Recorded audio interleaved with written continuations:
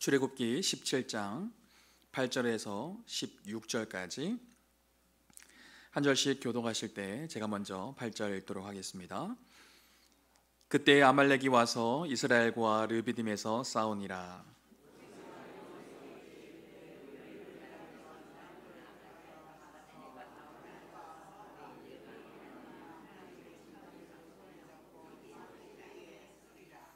여호수아가 모세의 말대로 행하여 아말렉과 싸우고 모세와 아론과 훌은 산 꼭대기에 올라가서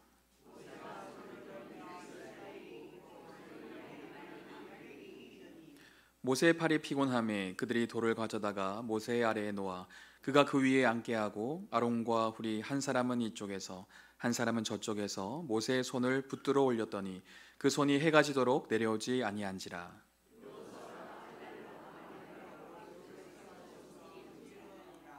여호와께서 모세에게 이르시되 이것을 책에 기록하여 기념하게 하고 여호수아의 귀에 외어 들리라. 내가 아말렉을 없이하여 천하에서 기억도 못하게 하리라.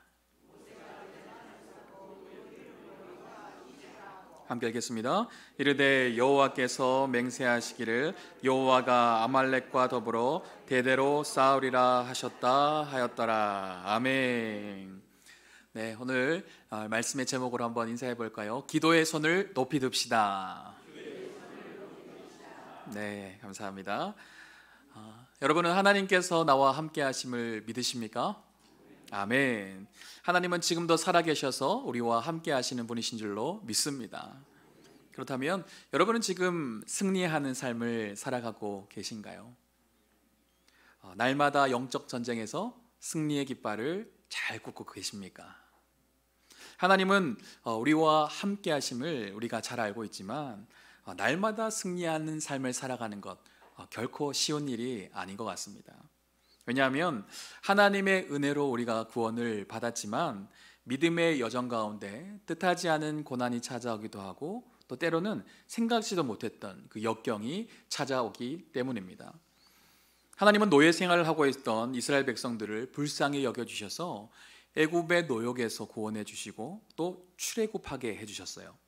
출애굽 이후에 그들은 기대하는 마음이 컸을 것입니다.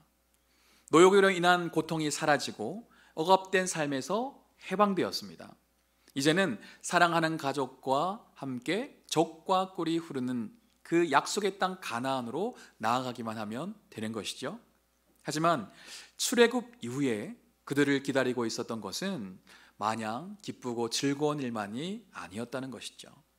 애굽에서 나오자마자 홍해가 가로막고 있었고요. 또 광야의 길로 가는 동안에 식량의 부족을 경험하기도 하였습니다.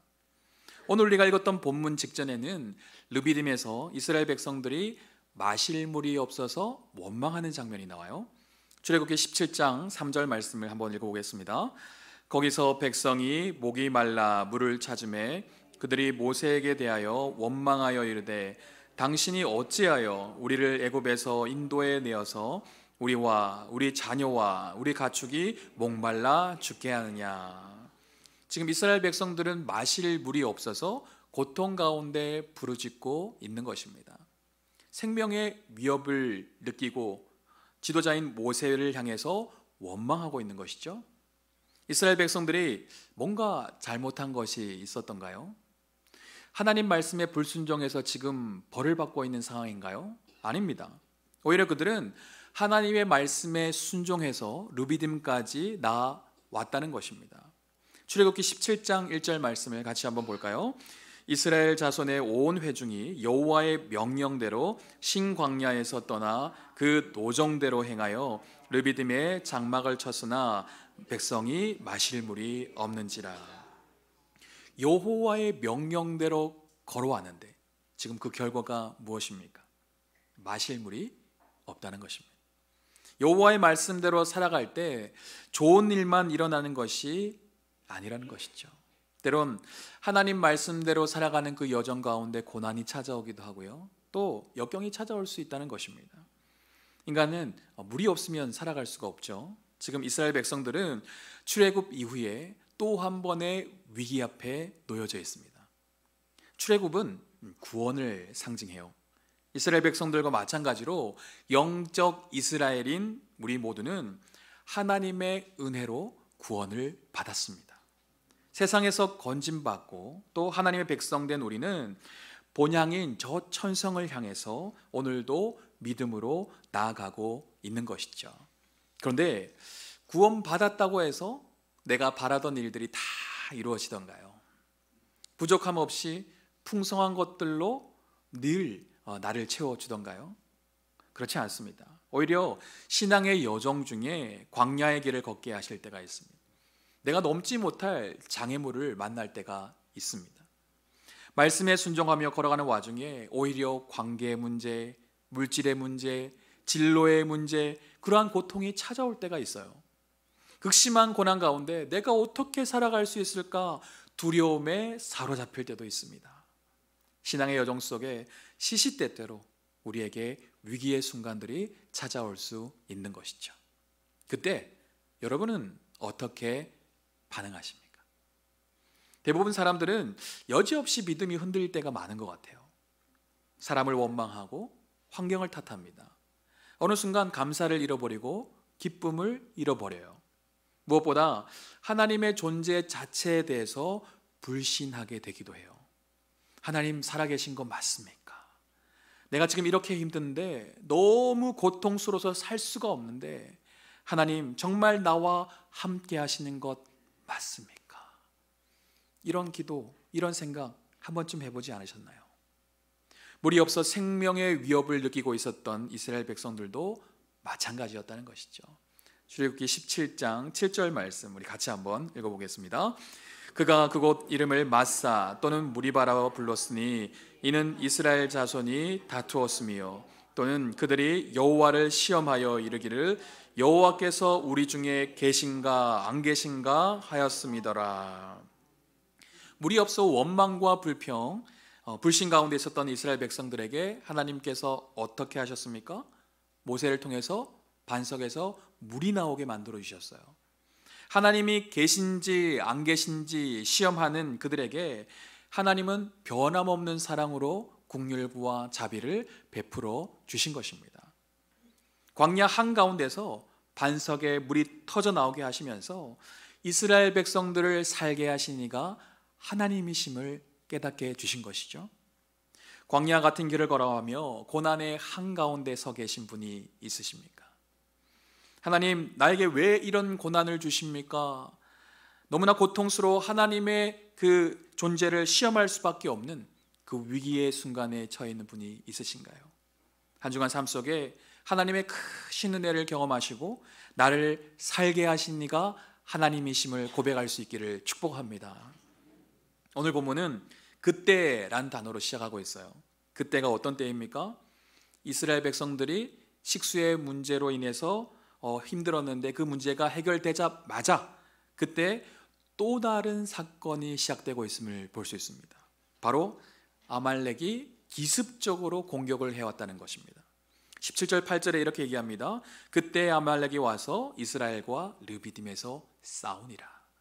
이스라엘 백성들이 식수의 고갈로 인한 위기가 해결되자마자 또 다른 위기가 찾아왔다는 거예요. 광야 같은 인생길에서 고난 하나가 해결됐다고 해서 끝이 아니라는 것입니다. 이제 좀 살 것 같다 하는 순간에 또 다른 문제가 나에게 찾아올 수 있는 것이죠. 진로의 문제가 해결되는 것 같더니 관계의 문제가 생기고, 관계의 문제가 해결된 것 같더니 건강의 문제가 생기더라는 것입니다. 믿음의 행진을 이어가고 있는 하나님의 백성들에게 사단은 주의 길로 가지 못하도록 끊임없이 공격하죠. 사단은 우리를 실패와 절망으로 내모려고 합니다. 그렇다면 사단은 언제 하나님의 백성들을 공격하게 될까요? 바로 성도의 믿음이 약해질 때 공격한다는 것이죠. 아말렉 족속은 당시 시내 반도에서 유목을 하며 유랑하던 유목민들이었습니다. 이들은 이스라엘 백성들이 홍해를 건너서 르비딤에 이르게 되자 자신의 영토를 잃어버릴 것 같아 기습해서 공격한 것입니다. 그런데 아말렉이 공격한 대상이 누군지 아십니까? 신명기 25장 17절과 18절 말씀 같이 한번 읽어볼까요? 너희는 애굽에서 나오는 길에 아말렉이 내게 행한 일을 기억하라. 곧 그들이 너를 길에서 만나 내가 피곤할 때 내 뒤에 떨어진 약한 자들을 쳤고 하나님을 두려워하지 아니하였느니라. 아말렉이 공격한 대상은 이스라엘 백성 전체가 아니었다는 것입니다. 바로 행군하는 가운데 피곤하여서 뒤에 떨어진 연약한 자들을 쳤다는 것이죠. 성도들의 믿음이 연약해질 때 사단은 여지없이 공격하게 되는 것입니다. 왜냐하면 그때가 가장 성도들을 쉽게 무너뜨릴 수 있는 때거든요. 하나님의 백성들이 언제 믿음이 약해집니까? 하나님을 가까이 하지 않으면 믿음이 약해져요. 하나님보다 사람을 가까이 하고 하나님보다 세상을 가까이 하면 여지없이 우리의 믿음이 약해질 수밖에 없습니다. 믿음이 약해지면 어떤 현상이 일어납니까? 사람의 말 한마디 때문에 마음이 굉장히 상해요. 큰 상처를 받습니다. 눈에 보이는 작은 변화 앞에서 나의 믿음이 휘청휘청할 수 있는 것이죠. 나의 입술의 감사와 찬양보다 원망과 불평이 더 자주 터져나올 수 있어요. 하나님을 기쁘시게 하기보다는 내 욕심과 종력을 쫓아 살아갈 수 있습니다. 여러분은 지금 어떤 믿음을 갖고 계신가요? 사단의 공격에 여지없이 무너지는 연약한 믿음입니까? 아니면 어떤 공격에도 요동치지 않는 굳건한 믿음을 소유하고 계신가요? 지금도 대적마귀는 우는 사자같이 삼킬 자를 찾아 두루두루 돌아다닌다라고 말하고 있습니다. 하나님을 멀리함으로 사단의 밥이 되는 인생이 아니라 사단이 한 길로 우리를 치러 왔으나 7길로 도망가는 믿음의 사람 되시기를 축복합니다. 그렇다면 사단이 공격해 올 때 우리는 어떻게 해야 될까요? 사단이 공격할 때 먼저 우리는 기도하기를 결단해야 된다는 것이죠. 모세는 아말렉이 공격해 왔다는 소식을 듣자마자 여호수아에게 사람을 택하여 싸우러 가라라고 그렇게 얘기하고 있습니다. 그리고 본인은 하나님의 지팡이를 손에 들고 산꼭대기에 서겠다라고 말하고 있어요. 출애굽기 17장 9절 말씀을 보겠습니다. 모세가 여호수아에게 이르되 우리를 위하여 사람들을 택하여 나가서 아말렉과 싸우라. 내일 내가 하나님의 지팡이를 손에 잡고 산 꼭대기에 서리라. 자, 아말렉과의 전쟁은 출애굽 이후에 첫 번째 전쟁이었습니다.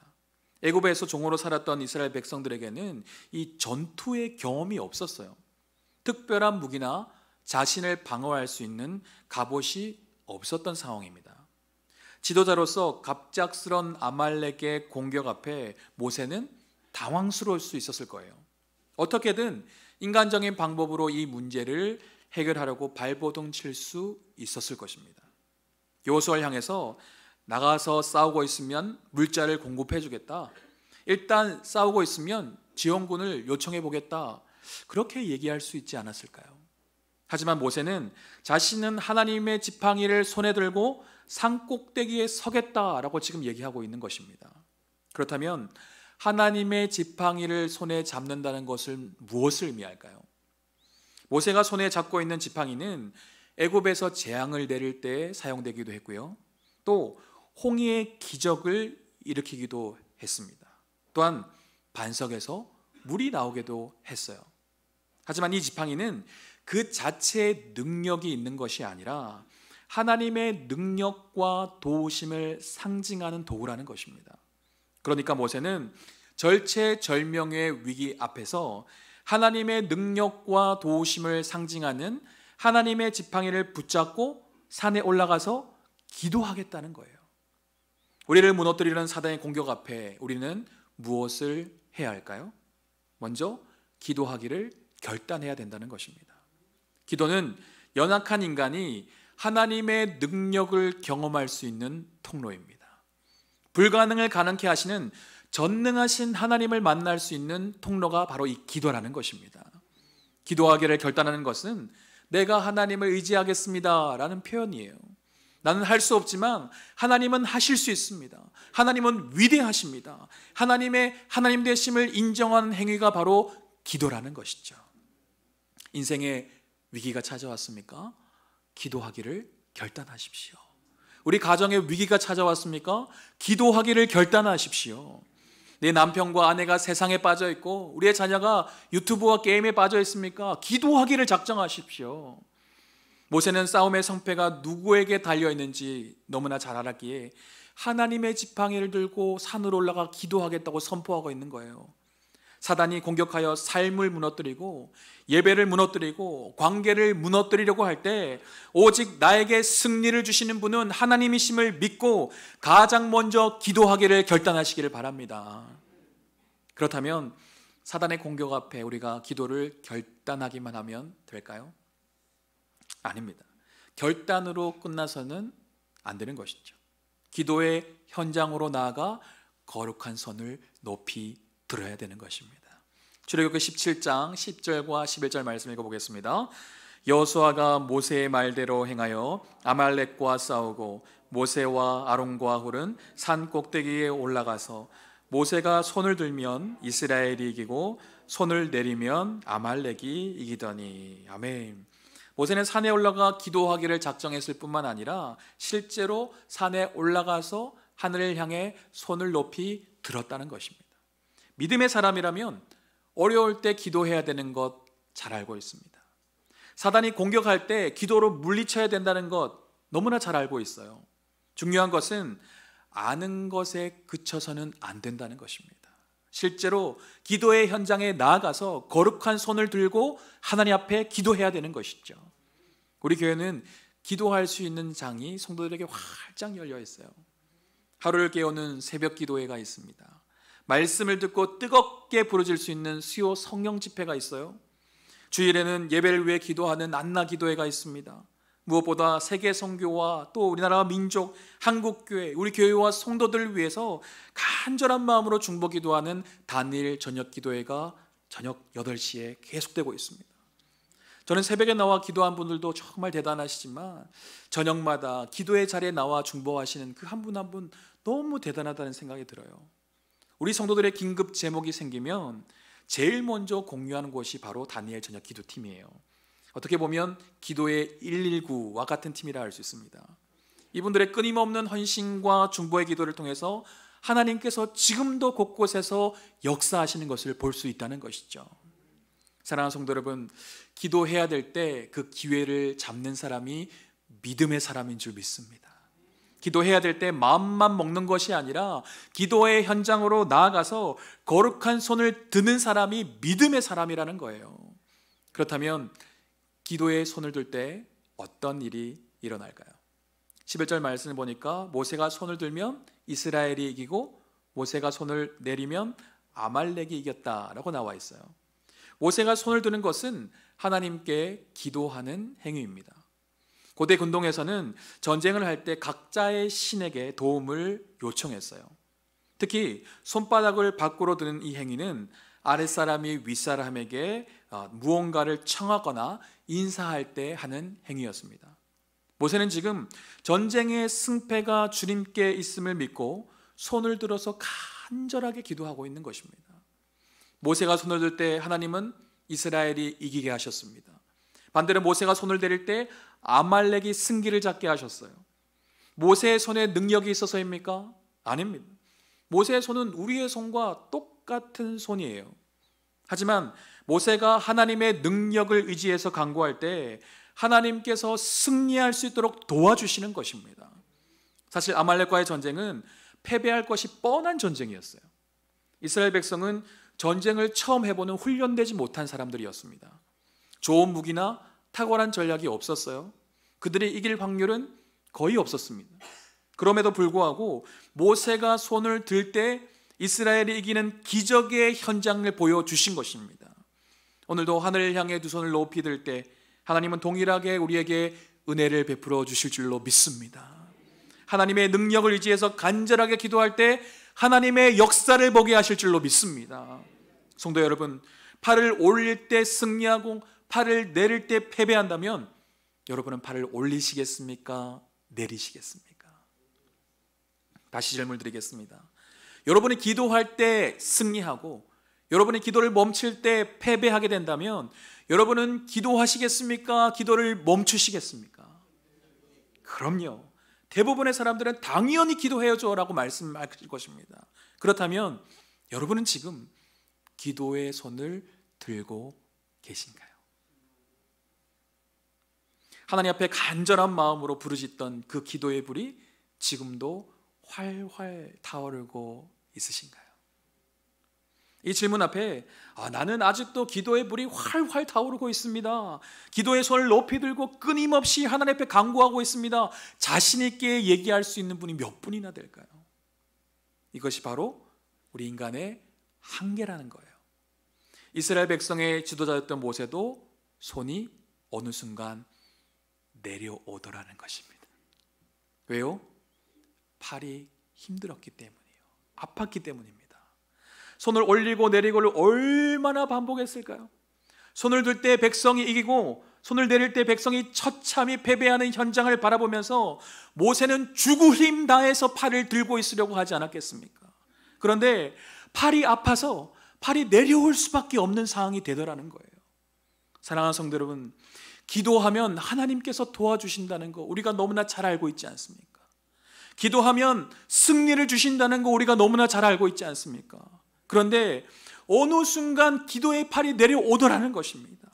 기도의 시간이 줄어들고 기도의 자리에서 멀어지더라는 거예요. 이렇게 기도하지 않으면 내 영혼이 죽는데, 이렇게 기도하지 않으면 우리 가정이 바로 설 수 없는데 알면서도 기도의 팔이 점점 내려오더라는 것입니다. 모세는요, 기도할 때 승리하는 것을 직접 보았으니 얼마나 더 간절하게 기도했을까요? 팔심이 넓은 고령이었지만 팔이 부서질 것 같은 그 통증 앞에서도 우리 민족을 위해서 죽을 힘 다해서 기도의 팔을 들려고 했지 않겠습니까? 그런데 인간의 연약함으로 어느 순간 팔이 내려오더라는 것이죠. 우리가 왜 기도의 손을 내리게 될까요? 왜 기도의 자리에 달려 나오지 못하게 될까요? 육신이 피곤하기 때문이에요. 몸이 피곤하면 기도하기가 쉽지가 않습니다. 아무것도 하기가 싫어요. 쉬고 싶은 것입니다. 뿐만 아니라 우리가 영적으로 지쳐있기 때문에 기도의 자리에 달려 나오기가 쉽지 않아요. 오랫동안 기도해도 변화가 일어나지 않고, 오랫동안 기도해도 내가 원하는 응답이 이루어지지 않을 때 어느 순간 기도를 멈추게 되는 것입니다. 모세가 팔이 피곤하여 기도의 손이 내려갈 때 어떻게 하는지 아십니까? 출애굽기 17장 12절 말씀 같이 한번 읽어볼까요? 모세의 팔이 피곤함에 그들이 돌을 가져다가 모세 아래에 놓아 그가 그 위에 앉아 함께하고 아론과 훌이 한 사람은 이쪽에서 한 사람은 저쪽에서 모세의 손을 붙들어 올렸더니 그 손이 해가 지도록 내려오지 아니한지라. 아멘. 지친 모세에게 도움의 손길이 있었습니다. 아론과 훌이 돌을 가져다가 모세를 앉혔고요, 모세의 손을 양쪽에서 붙들어 올려주었다는 거예요. 그러니까 모세의 손이 해가 지도록 내려오지 않았다고 합니다. 평소에 열심히 기도하던 사람도 갑작스럽게 고난이 찾아오면 기도할 힘을 잃게 돼요. 문제에 사로잡혀서 기도하기가 쉽지 않습니다. 특별히 고난이 없는 사람은요, 내가 간절히 기도해야 될 그 이유를 찾지 못하기 때문에 기도의 자리에 잘 나가지 않을 때도 있어요. 이러다가 하나님 앞에 한 대 얻어맞게 될 것 같다고 스스로 말하면서도 기도의 자리로 잘 나가지 못할 때도 있습니다. 어떤 이유든 기도의 자리와 멀어진 사람은 영적으로도 무너져 있을 가능성이 많습니다. 그런 사람은 혼자 일어나기가 쉽지가 않아요. 도움의 손길이 필요합니다. 모세가 해가 지도록 기도의 손을 들 수 있었던 이유가 무엇입니까? 아론과 훌이 붙잡아주고 있었기 때문이에요. 우리 또한 기도의 동역자가 필요합니다. 나 혼자서 일어서기 힘든 사람은 주변에 기도를 부탁하십시오. 가족이든 교육자이든 주변의 믿음의 사람이든 내 손을 좀 붙들어 달라고, 나를 위해 기도해 달라고 요청하시기를 바랍니다. 신앙생활하면서 나 혼자 서기란 쉽지가 않아요. 그래서 하나님은 주변에 믿음의 동역자를 붙여주셨습니다. 기도를 부탁하는 것은 절대 부끄러운 일이 아니에요. 기도를 부탁하고 함께 기도의 자리에 나오는 것은 우리 모두가 사는 길입니다. 우리 모두가 승리하는 길이에요. 혹여나 주변에 기도의 손이 내려가고 있는 사람이 있습니까? 그 사람을 위해 기도해 주십시오. 기도의 동력자가 되어 주십시오. 그 영혼의 손을 붙들고 기도의 자리에 나오십시오.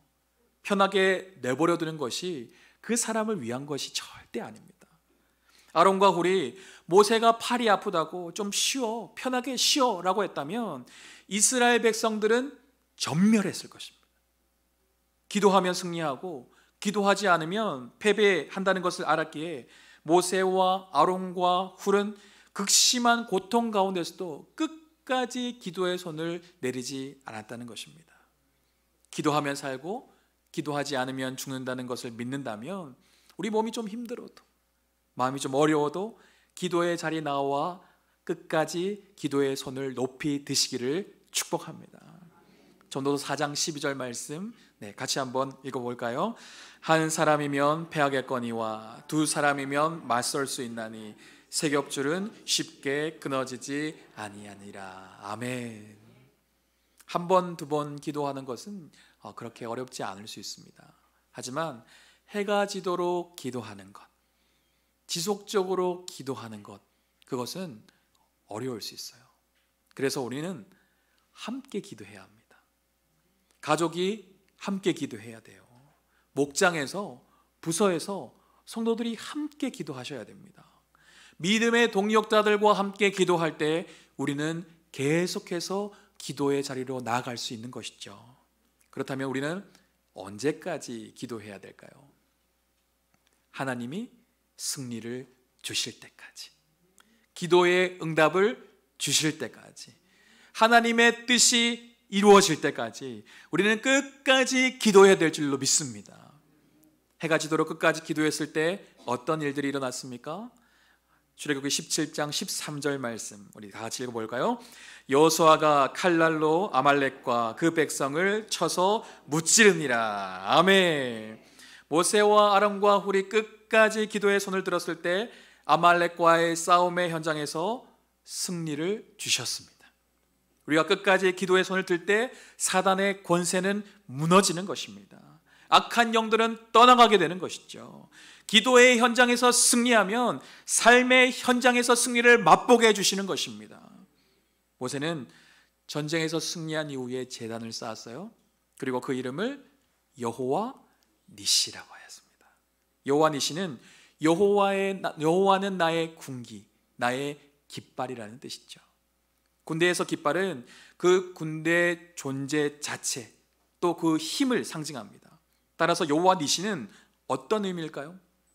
여호와께서 이스라엘의 존재의 근원, 힘의 근원이 되신다는 거예요.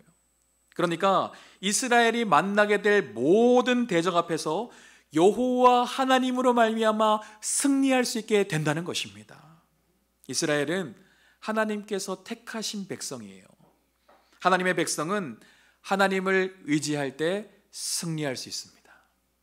전능하신 하나님을 의지해서 기도의 손을 높이 들 때 승리의 깃발을 꽂을 수 있는 것이죠. 말씀을 정리하겠습니다. 출애굽 이후에 이스라엘 백성들은 아말렉과 첫 번째 전쟁을 치르게 됩니다.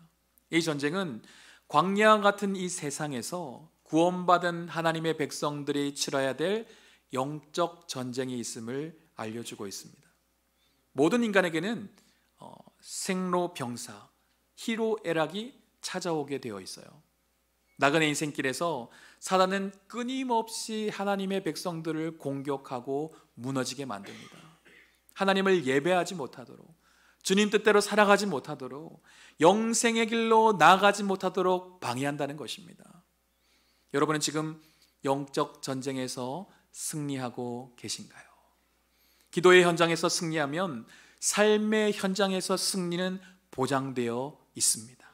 그러므로 우리는 지친 몸을 이끌고 기도의 자리로 나아가야 한다는 거예요. 다시금 주님의 은혜를 사모함으로 은혜의 보좌 앞에 달려나가야 된다는 것입니다. 기도는 희생이요 헌신입니다. 결코 우리가 편하게 기도할 수 없어요. 편하게 승리를 쟁취할 수 없는 것입니다. 시간을 투자해야 되고 마음을 쏟아야 돼요. 기도하면 살고 기도하지 않으면 우리의 영혼이 죽게 되어 있습니다. 나와 가정과 교회의 생사가 기도에 달려 있는 것을 안다면 우리가 조금 힘들어도, 우리가 조금 불편해도 기도의 자리에서 끝까지 하나님께 간구해야 되지 않을까요? 우리의 인생의 승리는 오직 주님의 손에 있습니다. 능하신 주님의 붙들리면 못할 일이 없는 것이죠. 나의 힘으로 살아간다면 패배할 수밖에 없습니다. 하지만 우리 주님을 의지하면 백전백승인 줄로 믿습니다. 다른 것으로는 우리는 승리를 얻을 수 없어요. 오직 예수 그리스도만이 우리를 승리의 길로 인도하십니다. 그분은 죄와 사망의 권세를 이기신 분이세요. 혹여나 기도의 손이 점점 내려가고 있는 분이 있으십니까? 기도의 자리에서 떠난 분이 있으신가요? 다시금 전능하신 주님의 손을 붙들고 일어나십시오. 믿음의 동역자들과 함께 기도의 자리로 나오십시오.